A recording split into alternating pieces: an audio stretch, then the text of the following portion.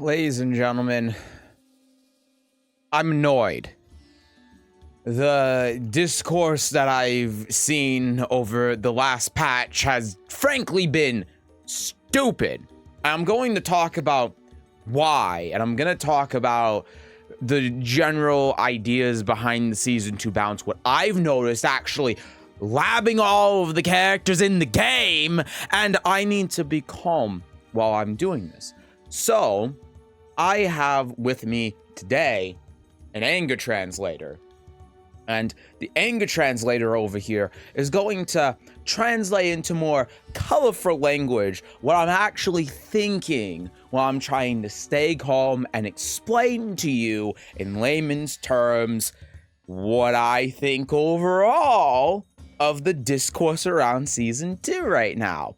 So let's get into it. Are you ready? Okay, good. I didn't pay attention if he was ready or not. So, Season 2 has led to some controversy. You all have been annoying as hell with your Doom posting. It's actually more impressive than your gameplay. This is mainly because of the forced 50-50 situations that the game forces you into. You bitch about stance 50-50 mix-ups, but you're too stupid to tell the difference between linear and lies. Lies! People complain about and ask for more counterplay and defensive options. More defensive options? You want more defensive options, but you can't already use the defensive options that are already in the game. But these options already exist to beat a lot of these new moves and situations. I see none of you trying to sidestep Elisa after DES down 2, but yet you still want to yell like a damn baby about Elisa being top 5. It's a skill issue, main man. Get over yourself. After watching Evo Japan, it's clear to me that no one has even bothered to lab anything in Season 2, including the pros. Mogold beat everyone at Evo Japan except for me with a knowledge check. You want to tell me this is a game problem and not a problem with you being stupid? The reaction to the last patch by many people has just solidified that to me. These privileged ass motherfuckers crying, "Where? I have to think now when I do Azucena's running 3-2. Where? It doesn't just give me a free mix-up on block anymore. Where? I can get jab checked out of it. Where? Thinking it's too hard for me. Where?" People are talking about how there's no direction for the last patch, that things are getting nerfed randomly, but that couldn't be farther from the truth. How do you beat Claudio's new move? Go on, tell me. How do you beat it? Oh, right, you don't know. Because you don't know how to do defense in this game, do you? If you actually bothered to lab Season 2, if you bothered to lab the damn characters, then you would very clearly see that the last patch was targeting all the moves and stance transitions that were actually unfair and had disproportional risk-reward compared to the rest of the cast. June, Lydia, even Lois has more counterplay to the plus-on-block mix-up moves than Leo, Laws, and Azucena did. But instead of that, you got Azucena and Leroy players bitching and moaning on Twitter about their character getting nerfed, saying that their moves are unusable because the mix-up can be beaten on block, which is complete bullshit because these moves are in line with every other fucking move in the game. Oh, God. Yeah, he's gone. He's here now. Okay. So, I understand that some of you are going to be still upset about Season 2. You know, like, it's not just about the 50-50 situation. Some of you are upset with Season 2 because it's just more of Season 1. Some of you are upset because they haven't really changed these options, and I get it. Yeah, I'm in the same camp. I feel like Season 2 is more of the same as Season 1. But at the same time, there's a lot of ignorance that goes into all of the doom posting and the hate on Season 2. it's very clear that this isn't just a problem with the game. It's a problem with the community. It's a problem with you. It's a problem with people who are crying and complaining about literally anything that happens in the game, literally everything that could happen, and it's not necessarily just a game issue. So take it from me. I have labbed every single new Season 2 thing in the game. I have 2 videos up on YouTube right now that are covering every single new change in Season 2. These videos combined are 2.5 hours long in total to go over all of the characters. And the amount of labbing that took is obviously more than how long the videos took to actually are in length, is what I'm trying to say. So I get it. I understand that you're not going to be able to lab every single thing in the game. But at the same time, it should be noted that if you do that, there's a very clear direction and strength that characters should have with their new stance moves and the new stance transitions. And because I've labbed everything in the game, I can see a very clear pattern in what was overtuned, what wasn't overtuned, and how they hit the things in the last patch. There were a couple of characters, if you watch those videos, where I'm going to say, like, this doesn't have counterplay, this is very strong compared to everyone else. Some moves even are better on block than they are on hit, and that's still the case for some moves in the game. Like, in my opinion, Hwoarang's right flamingo 4-3, 3-4, whatever that new move is that he has. I don't know the notation, but it doesn't matter. You know what move I'm talking about. And those are the moves that got hit in the last patch. Like, for example, Leo's while running 3 into stance transition, the low boo, I think is the name of the stance, was plus 10 on block. And Leo had a 13 frame normal hit launcher out of the stance. And so if he ever did that, you had to guess between the mid or the low. You had to guess between the safe mid launcher and the -12 plus 4 on hit low homing move that he had.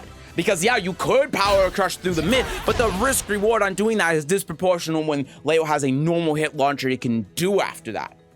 It's the same with Azucena's running 3-2 or Leroy's sidestep 3+4, or all of these things that got nerfed.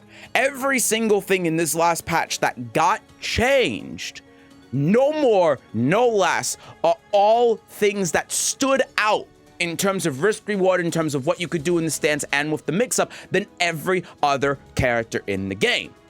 Like, one character that people are complaining about right now is Elisa, and how she has these new transitions into dual boot. She has like dual boot forward 1+2, and she has forward 1+2 and down 2 into stance mix-up.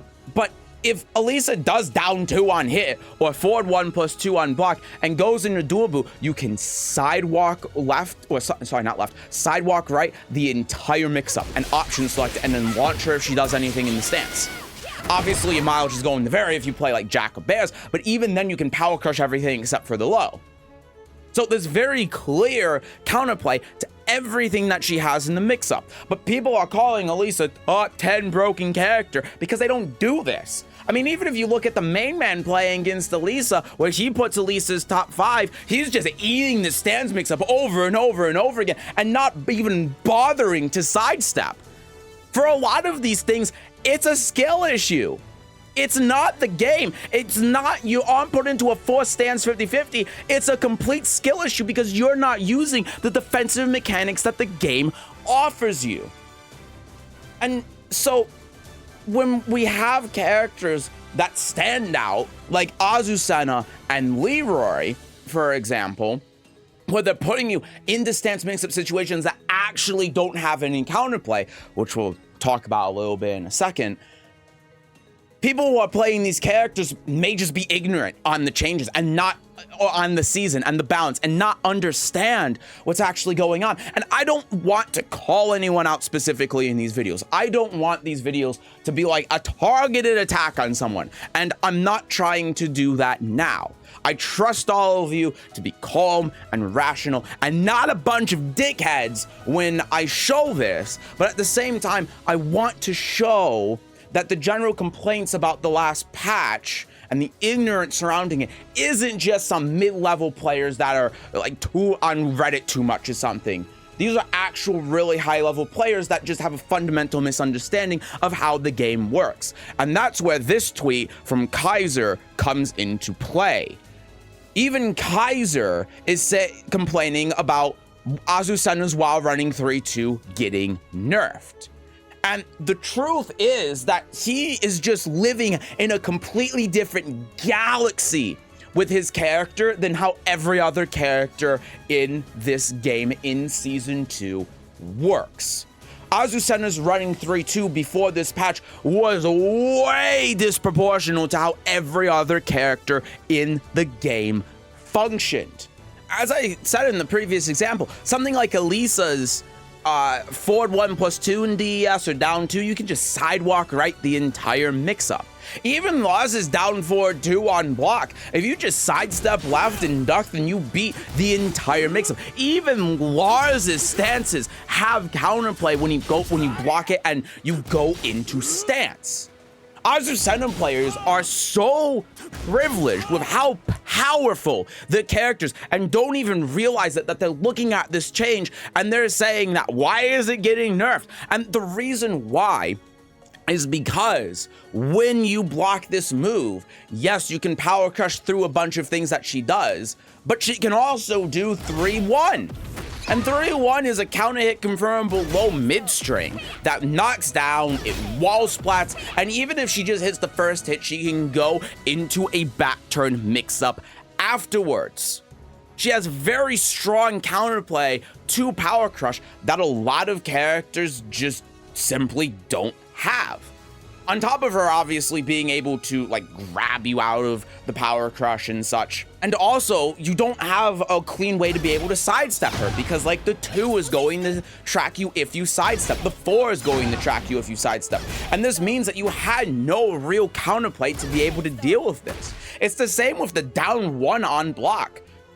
Super plus on block move leads to a frame trap situation where if you try down jabbing into it, you get counter hit launched. And so they increased the pushback on this move too to prevent that, to make it so that there actually is defense and counterplay to this move. I think that Azucena players that are complaining about this just don't understand how the rest of the game and the characters work. Doing this change, the move is still better and it's still a better fuck neutral tool than most moves that transition in the stance in the game. It's still more powerful. It still leads to more mix-ups. But Azucena players are saying, no, but my character should be a mix-up character. Why is there option counterplay to it on block? And I'm sitting here thinking, don't we want to prevent the 50-50s more? And Azucena's in a good spot with this because her mix-up moves after this are still more powerful than most characters. A lot of characters that are going into stance after a while running move like this, like Lars, for example, the move is a high, you can duck it.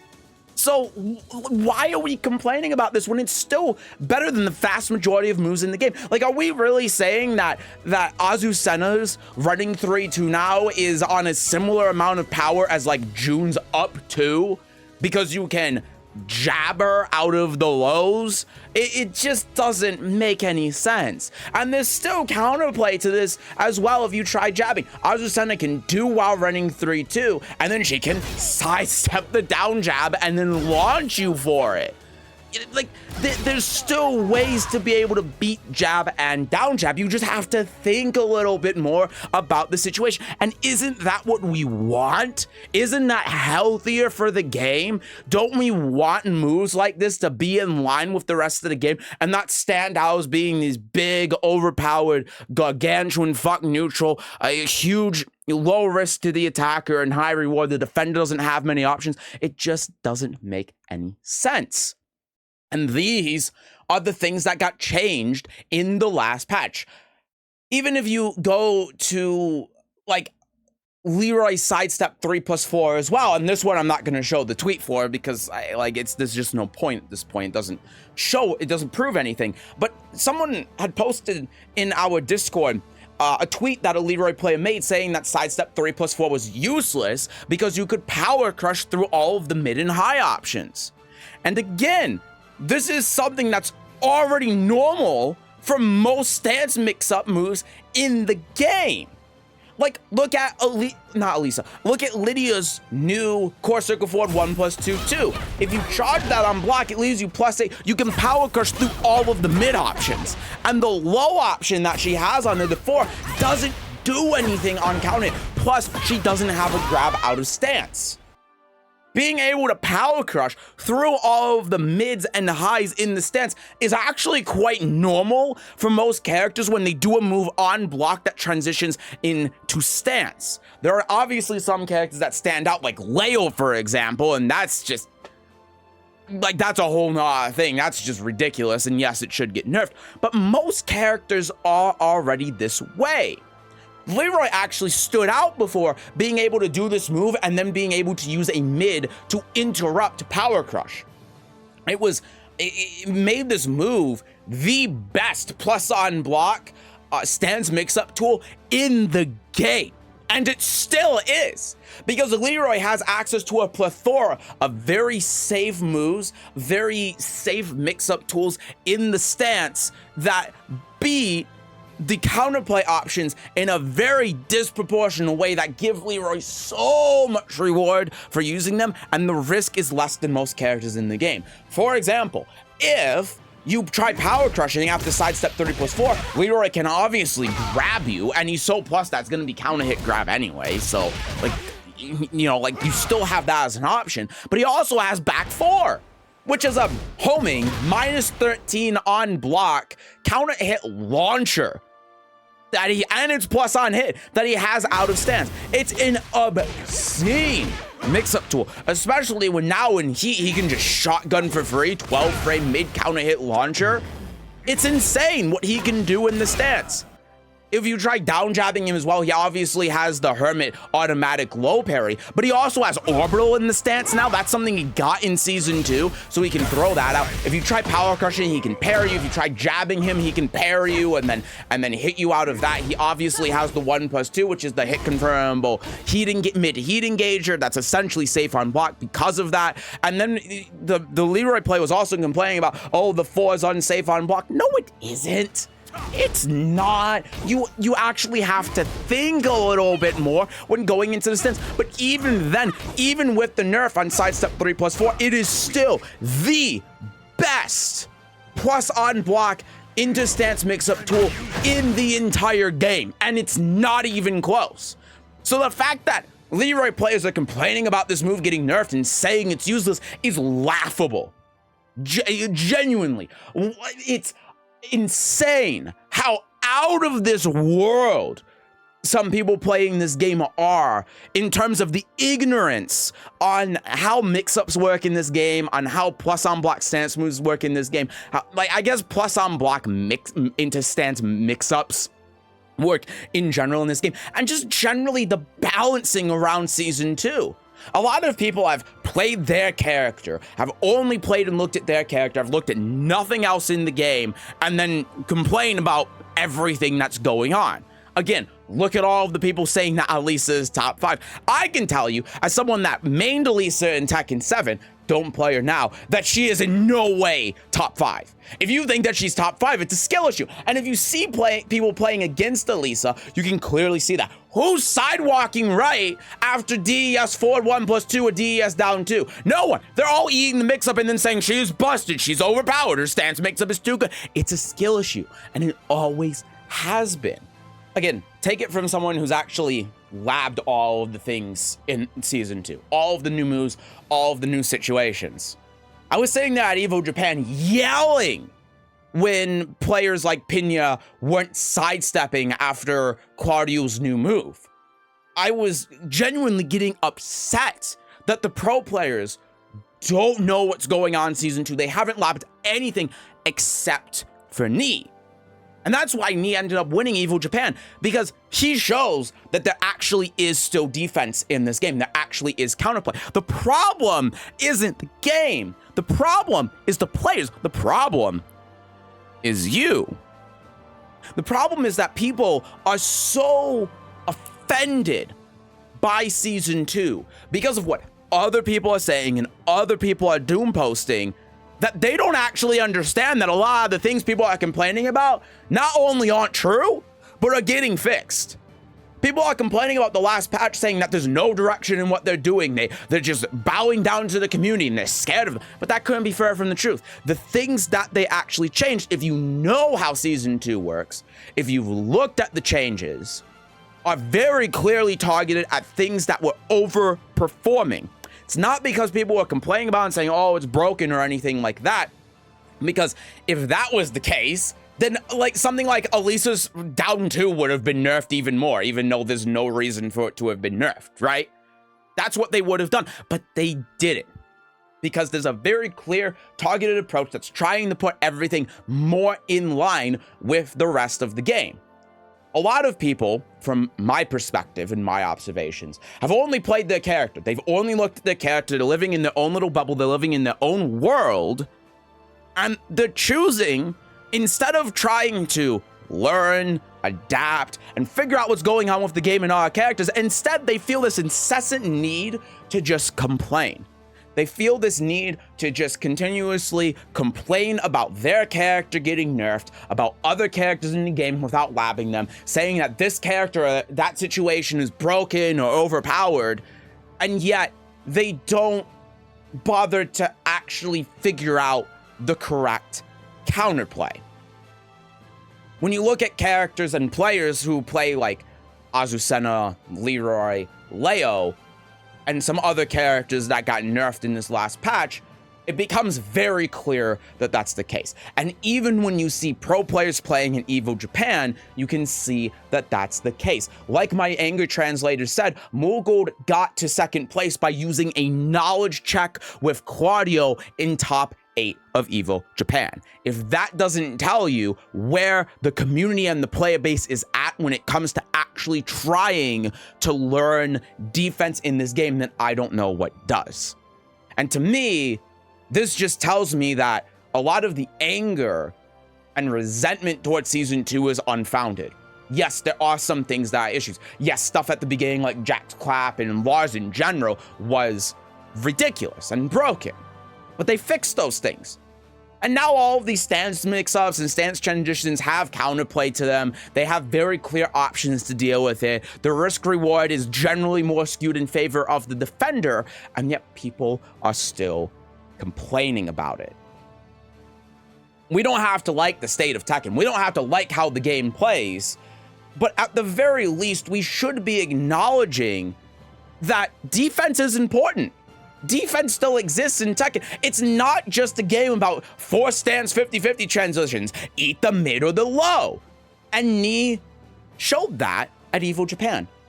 Knee actually labbed all of these situations. He was the only person that sidestepped Claudio's new move when everyone else was either eating it or trying to attack into it. He was the only one that labbed in with counterplay. He was the only, and that's also why he sidestepped back 4-3+4 when Mulgold switched to Funk.